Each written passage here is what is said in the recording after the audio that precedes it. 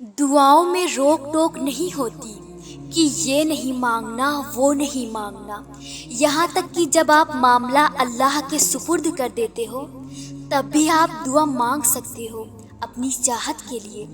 اللہ تو کہتا ہے تمہارے جوتے کا تسمہ بھی ٹوٹ جائے تب بھی مجھ سے مانگو، نمک ختم ہو جائے تب بھی مجھ سے مانگو۔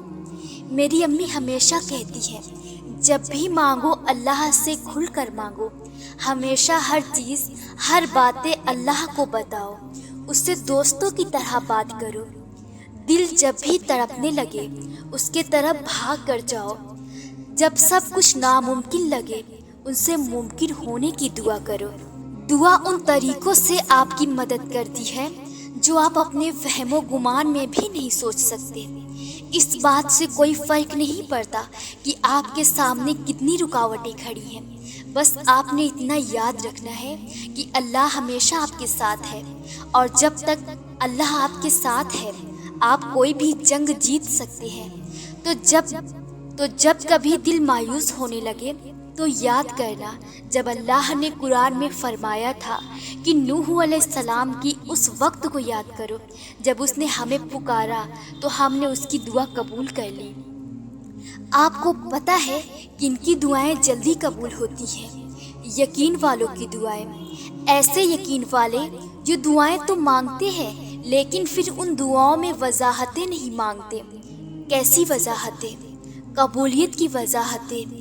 وہ نہ تو لوگوں سے اس بات کی وضاحت مانگتے ہیں کہ کیا ہماری دعائیں قبول ہو جائیں گی، اور نہ ہی وہ اللہ سے اس بات کی وضاحت طلب کرتے ہیں کہ فلاں شخص نے میرے جیسی دعا مانگی تھی، اس کی تو قبول ہو گئی تو میری کیوں نہیں ہوئی۔ یقین میں سوال نہیں ہوتا، یقین میں بس فل اسٹاپ ہوتا ہے کہ اللہ سے مانگ کر پھر کسی اور سے تو کیا، اللہ سے بھی سوال نہیں کیا جاتا۔ مجھ سے کئی لوگ یہ سوال کرتے ہیں کہ ہمیں نشانیوں سے کیسے پتہ چلے گا کون سی دعا ہمارے لیے بہتر ہے اور کون سی نہیں۔ آپ اگر اللہ پہ یقین رکھتے ہیں تو آپ کے پاس نشانی آئے یا نہ آئے تب بھی کہیں نہ کہیں آپ کے دل کو پتہ ہوتا ہے کہ کیا صحیح ہے اور کیا غلط۔ آپ کے دل کو ہمیشہ اس سوال کا جواب معلوم ہوتا ہے جو آپ اللہ سے پوچھتے ہیں۔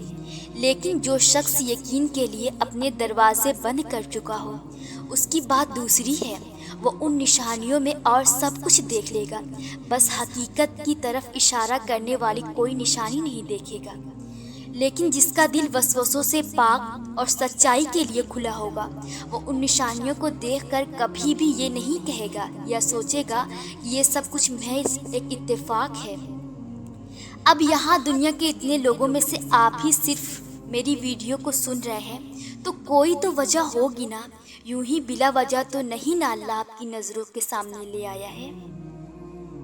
جب آپ کو لگے کہ نکلنے کا کوئی راستہ نہیں ہے تو دعا کریں، کیونکہ دعا ہی وہ واحد راستہ ہے جس سے باقی سبھی راستے نکلتے ہیں۔ اللہ سے مدد مانگیں کیونکہ اس کے سوا کوئی بھی آپ کی مدد نہیں کر سکتا۔ لوگوں کے سامنے ہر وقت رونے سے اور لوگوں سے ہمیشہ اپنے غموں کا شکوہ کرنے سے آپ کے غموں میں کمی نہیں آئے گی، کیونکہ لوگ آپ کو صرف سن سکتے ہیں، جبکہ اللہ آپ کو نہ صرف سنے گا بلکہ آپ کو آپ کی پریشانیوں کا حل بھی نکال کے دے گا۔ ابھی بھلے ہی آپ کو لگ رہا ہو کہ کچھ نہیں بدلے گا، اور یہی اللہ کی رحم کی سب سے حیران کن بات ہے کہ آخر میں اللہ سب بدل دیتا ہے اور آپ کو اس دلدل سے نکال دیتا ہے جو آپ کو اپنے اندر دھسائے جا رہی ہے۔ تو پھر دعا کرنا کبھی مت چھوڑیں، کیونکہ آخر میں اللہ یا تو آپ کو وہ چیز دے دیتا ہے جو آپ کو چاہیے ہوتی ہے، یا پھر اللہ آپ کو اتنا صبر دے دیتا ہے کہ آپ اس کے نہ ملنے پر مطمئن رہ سکیں۔ یقین رکھیں آخر میں سب ٹھیک ہو جاتا ہے۔ دعا کرو، پھر چاہے تم کتنے ہی بے بس کیوں نہ ہو، پھر چاہے سب ختم ہی کیوں نہ ہو گیا ہو، پھر چاہے تم زندگی سے کتنے ہی مایوس کیوں نہ ہو، پھر چاہے تمہیں حالات نے کتنا ہی کیوں نہ تھکا دیا ہو، کچھ بھی ہو جائے، تم کتنے ہی کمزور کیوں نہ پڑ جاؤ، بس ہمیشہ یہ یاد رکھنا کہ تمہارے پاس اب بھی نصیب بدلنے کا موقع ہے۔ یاد رکھنا یہ گھٹنے جو دنیا کی مسافتوں سے تھک کر زمین سے جا لگے ہیں، انہیں تھوڑا سا اور جھکا کر تم اب بھی دنیا فتح کر سکتے ہو۔ کوئی کندھا ملے یا نہ ملے، لیکن سجدہ ہمیشہ تمہاری دسترس میں ہے، اور وہ رب ہمیشہ تمہیں سننے کے لیے تیار بیٹھا ہے۔ ہم سب ٹوٹے ہیں، لیکن ہم میں سے بہادر وہ ہے جو پھر سے اٹھ کھڑا ہوتا ہے۔ ہم سب ہمت ہار جاتے ہیں، لیکن اللہ کو وہی پیارے لگتے ہیں جو ہار کر بھی کوشش کرنا نہیں چھوڑتے، جو ٹوٹ کر بھی دعا کرنا نہیں چھوڑتے۔ اور یقین رکھو، ایسے ٹوٹ کر دعا مانگنے والوں کے لیے ایسے معجزے ہوتے ہیں جو ساری رکاوٹوں کو توڑ کر رکھ دیتے ہیں اور ہمیں اللہ کے کن سے جوڑ دیتے ہیں، زندگی بھر کے لیے، ہمیشہ کے لیے۔ تم نے دعا مانگی، تمہیں لگ رہا ہے کہ قبول ہوگی یا نہیں، مگر کبھی کبھی اللہ تعالیٰ تمہاری نہ سن کر تمہیں تکلیف میں ڈالتا ہی اسی لیے ہے۔ وہ تکلیف ایک وجہ ہوتی ہے اللہ کی طرف سے، جو تمہیں صبر کرنے کا حوصلہ دیتی ہے، اور یہی تمہاری دعاؤں کی قبولیت ہے، یہی التجاؤں کا جواب ہے۔ اللہ کا جواب وہ بھی یہی چاہتا ہے۔ سب سے پہلی بات جس پر ہمارا پختہ ایمان ہونا چاہیے وہ یہ ہے کہ دعائیں ہمیشہ قبول ہوتی ہیں، پھر چاہے وہ اس طرح سے قبول ہو جس طرح سے ان کی قبولیت کا ہم نے سوچا تھا، یا پھر اس طرح سے ہو جس طرح سے ہم نے ان کی قبولیت ہونے کا گمان بھی نہیں کیا تھا، کیونکہ دونوں طریقے اللہ کی رضا کے طریقے ہیں۔ ہم اکثر یہی سوچتے ہیں کہ اگر ہماری دعاؤں کا نتیجہ ہماری خواہشوں کے مطابق نکلتا ہے تو ہی ہم اس نتیجے کو اپنی دعاؤں کی قبولیت کا نام دے سکتے ہیں، اور اگر ایسا نہیں ہوتا تو ہم سوچتے ہیں کہ شاید ہماری دعائیں اللہ نے رد ہیں، حالانکہ دعائیں تو کبھی بھی نامراد نہیں لوٹائی جاتی۔ جو دعا جیسے ہمارے حق میں بہتر ہوتی ہے، اللہ ویسے ہی اسے قبول کرتا ہے۔ جب ہم اللہ پہ مکمل یقین رکھ کر دعا کرتے ہیں تو اللہ ہمیں اچھے سے اچھا عطا کرتا ہے، پھر وہ کچھ بھی ہو۔ ہم کبھی کبھار اپنے لیے وہ چیز چاہتے ہیں جو ہمیں فی الحال سکون میں رکھ سکے، لیکن اللہ ہمیں وہ دیتا ہے جو ہمارے لیے آگے بھی سکون کا باعث بنے۔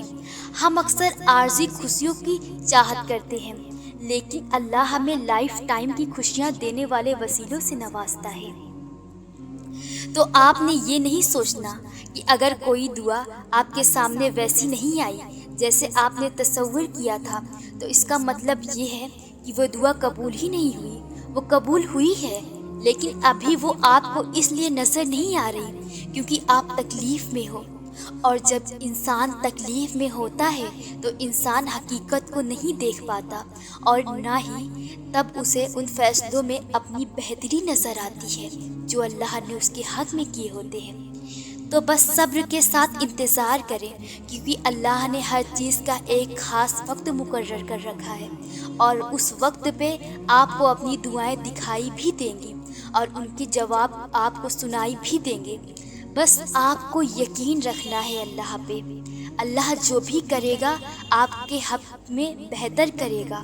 ہو سکتا ہے جو آپ ابھی مانگ رہے ہیں وہ اگر آپ کو ابھی مل جاتا تو بہت تھوڑے وقت کے لیے ملتا اور پھر ہمیشہ کے لیے دور ہو جاتا، لیکن اگر وہ کچھ دیر کے بعد ملتا ہے تو ہو سکتا ہے کہ وہ ہمیشہ کے لیے آپ کے پاس رہے۔ آپ نہیں جانتے، لیکن اللہ جانتا ہے۔